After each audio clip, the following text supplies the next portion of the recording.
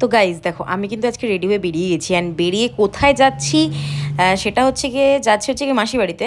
এবার মাসি বাড়িটা কোথায় সেটা তোমরা পরে জানতে পারবে। তো আমি রেডি হয়ে গেছি, আমাকে কেমন লাগছে ড্রেসটা পরে তোমরা অবভিয়াসলি কিন্তু কমেন্টে জানিও। অ্যান্ড দেখো আমি কি সুন্দর ঢংচং করি মাঝে মাঝে আয়নার সামনে এসে, বেশ আমার ভালো লাগে, আসলে সব মেয়েদেরই ভালো লাগে। অ্যান্ড দেন তারপর অশোকনগর স্টেশনে চলে আসলাম।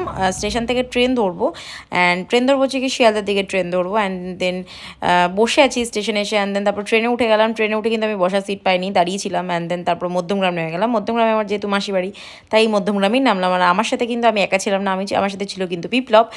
বিপ্লব হচ্ছে কি আমার মামা ছেলে, আমার আগের ভিডিও তো তোমরা দেখেছো। দেন তারপর মেশো আমাদের পিক করতে চলে এসেছিলো, তাই মেশোর বাইকের পেছনে করে আমরা দুজনে চলে গেলাম। অ্যান্ড যেতে যেতে মেশো কয়েকটা দোকানে দাঁড়িয়ে ছিল, তার আগে আমরা একটু গল্প করছিলাম, ফাটবাজি করছিলাম, যাই হোক। তো সব কিছু কমপ্লিট হয়ে যাওয়ার পরে রাস্তা দিয়ে যেতে যেতে আমরা সাজিহাট দাঁড়ালাম। হ্যাঁ, আমার মাসির বাড়ি হচ্ছে কি সাজিরহাটে। এবার সাজিহাট কোথায় অত বলবো